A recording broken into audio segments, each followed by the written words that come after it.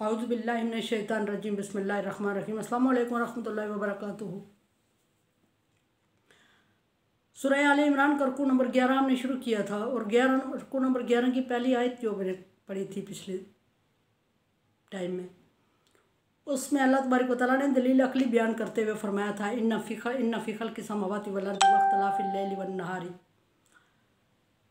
और कि ज़मीन और आसमान की पैदाइश पर गौर करो और दिन और रात के आने जाने में गौर करो। अक्ल वालों को दावत दी गई थी और इन पर गौर करने के बाद इसमें निशानियां हैं, लेकिन किसके लिए निशानियां हैं? उलिल अलबाब, अक्ल वालों के लिए। अब हमें समझ नहीं आ रही है बासियत इंसान कि हमारे पास कितना अक्ल हो, क्या लेवल हो हमारी समझ का, तो हम अक्ल वाले हैं। अल्लाह के इल्म का कोई चीज़ अहाता नहीं कर सकती और अल्लाह तबारक व तआला की नेमतों की वसअत का कोई चीज़ अहाता नहीं कर सकती। वसिअ कुर्सी और समावाति वल अर्ज़, उसकी कुर्सी ज़मीन और आसमान से बड़ी है, उसका अहाता बेअक्ल हम नासमझ लोग नहीं कर सकते। लेकिन फिर बात वही आ रही है कि अल्लाह तबारक व तआला ने फरमाया कि इसमें निशानियाँ उलिल अलबाब, अक्ल वालों के लिए। डेफिनेटली कुछ लोग ऐसे होंगे जिनको अल्लाह तबारक व तआला ने अक्ल व फहम से नवाजा है, और कुछ उन लोगों के अंदर क्या क्या क्वालिटीज़ पाई जाती है जिनको हम अक्ल और समझ और शऊर वाले कहें, और जिनके लिए इसमें निशानियां हैं। हर बंदा इनकी हिकमत को, इन चीज़ों को, इसके इल्म को, इसके फ़ायदे और नफ़े और नुकसान को नहीं समझ सकता। वही लोग समझ सकते हैं जिनको अल्लाह तबारक व तआला ने अक्ल और समझ और शऊर दिया है, और वो भी उस पैमाने पे समझ सकते हैं जितने लेवल का, जितना कैपेसिटी लेवल अल्लाह तबारक व तआला ने उनको दिया है समझ बूझ का, इल्म का। हर इंसान के पास इल्म भी नहीं है टोटल, और हर इंसान के पास समझ बूझ भी नहीं है, और हर इंसान के पास टैलेंट भी नहीं है कि वो तदब्बरुन, कि वो सारी तदबीरें कर सके। तदब्बरुन का टैलेंट भी अल्लाह तबारक व तआला किसी किसी को देता है, तो तफक्कुरुन की सलाहियत भी किसी को देता है, ताक़िलुन की खूबी भी किसी किसी को ही देता है। अल्लाह तबारक व तआला जिसको चाहता है ये दर्जे, ये चीज़ें अता फरमाता है, और फिर उसके लिए ज़मीन आसमान के ख़जाने खोल देता है और उसको समझ आने लगती है इनमें। और अगर उसको समझ आने लगती है, उसका ईमान पुख्ता होने लगता है और वह मजबूत हो जाता है। अब बात यहाँ ठहरी, पिछली आयत में फरमाया था उलिल अलबाब में हमने बात ख़त्म की थी कि इसमें निशानियाँ हैं अक्ल वालों के लिए, और फिर मैंने अगली बात कंप्लीट इस पे कर दी थी कि जो अक्ल वाले लोग हैं वो ये कह उठते हैं सारी चीज़ों को समझने के बाद, अगर उन्हें समझ आती है अल्लाह तबारक व तआला की मेहरबानी से, तो उनके ज़बान पर यह बात बेख्तियार आ जाती है, मा खलक़्ता हाज़ा बातिला, ए अल्लाह तूने कोई चीज़ बेमकसद पैदा नहीं की। मैं भी क्या आगे आयत में ये अल्फाज आए भी, फरमाया कि अक्ल वाले कौन हैं। अब हमें ये समझ नहीं आ रही है कि अक्ल वाले कौन हैं। अल्लाह तबारक व तआला यहाँ हमें कुछ निशानियाँ बता रहे हैं, एक दो चीज़ें।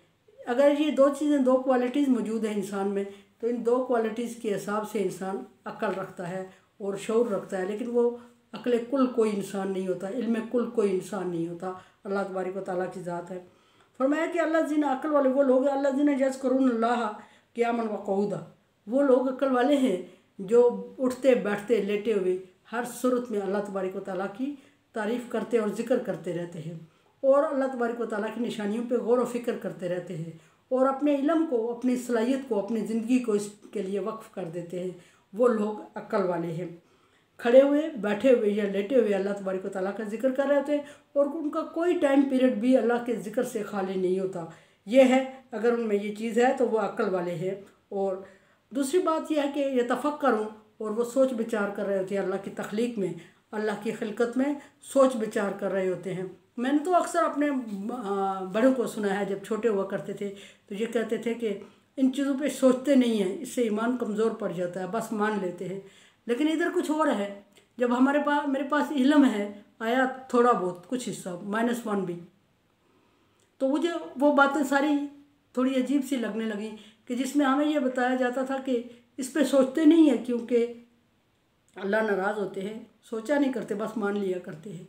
लेकिन यहाँ अल्लाह फरमा रहा है तो तफक्कुरुन, अक्लमंद वो है जो अल्लाह को हर सूरत में याद करता है। और ये कि हाँ, ये सुना कि हमेशा मसल्ले और नमाज पे बैठ के अल्लाह को याद किया जाता है या कुरान पाक हाथ में लेके, लेकिन इधर अल्लाह फरमा रहे हैं कि खड़े बैठे लेटे अल्लाह को याद करते हैं, और फिर ये तफक्कुरुन, सोच विचार करते हैं किस में? अल्लाह तबारक व तआला की तख्लीक में, और ज़मीन आसमान की पैदाइश और सजावट में और इंसान की तख्लीक में अल्लाह जैसे कायनात की सबसे अहम और मोतबर जो तख्लीक है वो इंसान है। अल्लाह फरमा रहा है खलकनल इंसान अहसनी तक़वीम, इंसान को बहुत मजबूत और ख़ूबसूरत बनाया। किसी और चीज़ की, किसी और खिलकत के बारे में, किसी ज़मीन आसमान की खिलकत इतनी बड़ी है और इतना मुश्किल तरीन मरला है, लेकिन उसके लिए अल्लाह ने ये अल्फाज नहीं फरमाए कि खलकनल इंसान अहसनी तक़वीम। अहसन और तक़वीम दोनों सफ़ात अल्लाह तबारक व तआला ने किसी चीज़ और में नहीं बताई, ये सिर्फ़ इंसान की तख्लीक में बताई।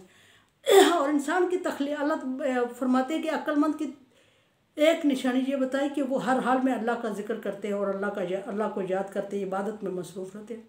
नंबर 2, ये जो टाइम उन्हें बचता है वो फजूल में खर्च नहीं करते, बल्कि अल्लाह की खिलकत में, अल्लाह की चीज़ों पे, अल्लाह की कायनात पे गौर व फिक्र कर रहे हैं।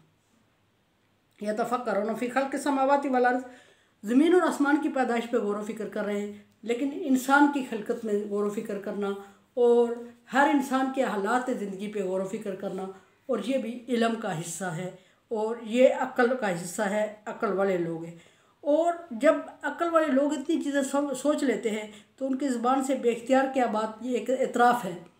क्या होता है उनके लिए? एक एतराफ़ है, और वो एतराफ़ कर बैठते हैं बेख्तियार कि रब्बाना मा खलक़्ता हाज़ा बातिला, तूने कोई चीज़ दुनिया में बेमकसद पैदा नहीं की।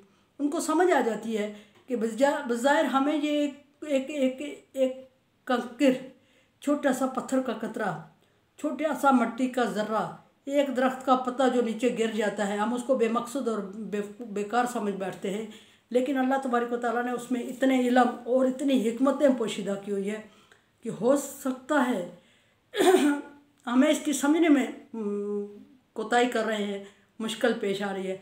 एक पत्ता जो ज़मीन पे गिरता है उससे अल्लाह तबारक व तआला इतना अनाज पैदा कर देता है कि पूरी नस्लें खाती रहती हैं उसकी, और फिर ज़मीन आसमान से पानी के बरसने में, फिर ज़मीन से चारे के और रोईदगी के उगने में, फिर चश्मों के उबलने में, फिर मतलब ये कि हर चीज़ के बारे में गौर व फिक्र करना। और ये जो बज़ाहिर हम मक्खी, चींटी, मच्छर और इन चीज़ों को बेमकसद और बेकार मखलूक समझते हैं, अगर इनका हमें अवेयरनेस हो जाए, हमें इनका इल्म हो जाए, तो ये इंसान के लिए यही सारी चीज़ें मिलके तो इंसान को मजबूत और बामकसद ज़िंदगी गुजारने के काबिल बनाती हैं। और इन चीज़ों में हर जगह कहीं ना कहीं कोई इल्म, कोई हिकमत और कोई कामयाबी की ज़मानत और इंसान के फ़ायदे का सामान मौजूद है। लेकिन अगर इंसान समझे तो, और ये हर एक चीज़ दूसरे के लिए फ़ायदा है। दरख्त इंसान के लिए फ़ायदा है, इंसान दरख्त के लिए फ़ायदा है। कार्बन डाइऑक्साइड, ऑक्सीजन एक दूसरे को प्रोवाइड करते हैं। इसी तरह ये जो दूसरी मखलूक है एक दूसरे की खुराक का ज़रिया है। सबसे जो छोटी सी आसान सी समझने की बात है कि एक दूसरे के लिए खुराक मुहैया करती हैं ये चीज़ें। और इससे अलावा हज़ारों लाखों करोड़ों फ़ायदे ऐसे हैं जो कि एक बहुत बड़े मुफक्किर और पढ़े लिखे बंदे की समझ में, अहले इल्म लोगों की समझ में नहीं आते। हम तो कुछ चीज़ है ही नहीं। अल्लाह फरमाता है कि इनमें गौर व फिक्र करें, और फिर ये क्या उठते हैं कि अल्लाह तूने बेमकसद पैदा नहीं की। फिर अगले अल्फाज उनके ये होते हैं अक्ल वालों के, कि कहते हैं कि रब्बाना मा खलक़्ता हाज़ा बातिला व सुब्हाना फ़क़िना अज़ाबन्नार, तो पाक है अल्लाह सब गुनाहों से, सब कोताहियों से, सब खामियों से, सब कमज़ोरियों से पाक है। और तू क्या कर, तू ही सबसे बड़ा कारसाज है और तू ही बचाने वाला है। फ़क़िना अज़ाबन्नार, तू हमें आग के अज़ाब से बचा दे। यानी कि अक्लमंद बंदा जब सारी चीज़ों पे गौर व फिक्र करता है तो समझता है कि सारी कायनात अल्लाह तबारक व तआला ने कारामंद बनाई है, और हर एक के दुख को, हर एक के सुख को, हर एक के फ़ायदे को, हर एक के नुकसान को एक दूसरे से जोड़ दिया। और फिर समझता है तो वो कहता है कि कोई चीज़ बेमकसद नहीं है, और बेमकसद नहीं है तो फिर उसके ज़बान से अल्लाह को मानने के लिए जो अल्फाज निकलते हैं कि तू ही गुनाहों को माफ़ करने वाला है और तू ही इंसान को जहन्नम से बचाने वाला है और जन्नत में जगह देने वाला है। इंसान अपने अमल की बेस पे कुछ हासिल नहीं कर सकता। फिर अगली बात वो ये कहता है अक्लमंद बंदा कि रब्बाना इन्ना का मन तुदखिल नार, ऐ अल्लाह जिसको तू जहन्नम में डाल देगा, फ़क़द अख़ज़यतहू, तो उसको तूने रुसवा कर दिया। अपनी मेहनत से, अपने अमल के बलबूते पे ना कोई जन्नत हासिल कर सकता है, ना जहन्नम हासिल कर सकता है। बाज़ लोगों का ये ख्याल होता है कि वो अमाल अच्छे करें, कहते हैं कि अच्छा नेक अमल करो और जन्नत में जाओगे। ऐसा नहीं है। पहली बात यह कि नेक अमाल करने ज़रूर चाहिए। अल्लाह का आर्डर ओबे करते हैं, हम आर्डर समझ के करते हैं, और वो जन्नत में दाखिले का प्रूफ नहीं है। जन्नत में दाखिले का सबूत और प्रूफ है, क्या चीज़ है? एक है अल्लाह की रहमत, और दूसरी बात ये भी कि अगर हम उसको सबब समझ लेते हैं जन्नत में दाखिले का, जन्नत के असूल का, तो भी अल्लाह ताला हिम्मत और तौफीक दे तो नेक अमल कर सके कोई इंसान। अगर अल्लाह तबारक व तआला ने किसी इंसान की किस्मत में नहीं लिखा हुआ और अल्लाह तबारक व तआला उसको तौफीक नहीं देता, हिम्मत नहीं देता, तो इंसान के बस में नहीं है कि वो नेक अमल कर सके और जन्नत का टिकट हासिल कर सके और अल्लाह की रज़ामंदी हासिल कर सके। ये पहली बात ये है कि इंसान के अमाल की बेस पे है ही नहीं, और दूसरी बात यह है कि इंसान को अल्लाह ताला हिम्मत और तौफीक दे तो वो कर सकता है, इंसान के बस में ये करना है ही नहीं। और दुआ मांगनी चाहिए अल्लाह तबारक व तआला से। फिर करें क्या हम? समझ यहाँ ये आती है कि अगर इंसान बेबस है, अमल की वजह से जन्नत हासिल नहीं कर सकता, और अमल की वजह से कैसे कर सकता है? एक इंसान एक सांस अपनी मर्ज़ी से नहीं ले सकता, और अगर वो ज़िंदगी भर अल्लाह तबारक व तआला की इबादत और शुक्र बजा लाता रहे तो एक सांस के बदले की इबादत नहीं कर सकता, एक सांस के बदले का अमल नहीं कर सकता। और फिर ये कि इंसान लाख कोशिश करता रहे और वो यहाँ से उठ के वहाँ नहीं बैठ सकता, तो अमल कैसे कर सकता है? पर इंसान के पास अल्लाह तबारक व तआला ने इख्तियार किस चीज़ का दिया है? इख्तियार है इंसान की नीयत, जिस पे इंसान नियत करे। जितना अल्लाह तबारक व तआला ने इख्तियार दिया, नियत करे। और इन्नमल अमालु बिन्नियात, अमाल का दारोमदार नियत पर है। इन्नमल अमालु बिल खवातीम, अमाल का दारोमदार खात्मे पे है। नियत अच्छी कर ले, अल्लाह तबारक व तआला उसका अजर उसको दे देते। फिर क्या करे? दूसरी बात क्या करे? अमल तो कोई कर ही नहीं सकता इंसान अल्लाह की मेहरबानी के बगैर, अल्लाह की तौफीक के बगैर। तो इंसान क्या करे? फिर इंसान अमल की कोशिश कर दे, नेक अमल की कोशिश कर दे। पाया तकमील तक पहुँचता है या नहीं पहुँचता, उसको अल्लाह पे छोड़ दे। और नेक अमल लैसल इंसान इल्ला मा सआ, इंसान को वो मिलता है जिसकी वो कोशिश करता है। और कोशिश अच्छी कर ले, अंजाम अल्लाह पे छोड़ दे। नियत अच्छी कर ले, काम को शुरू कर ले, अंजाम अल्लाह पे छोड़ दे। और उस काम को बख्शिश का ज़रिया ना समझे, बख्शिश का ज़रिया नहीं समझे, अल्लाह के हुक्म की ताबेदारी समझे कि अल्लाह ने हुक्म दिया, मैं उसके हुक्म की ताबेदारी कर रहा हूँ।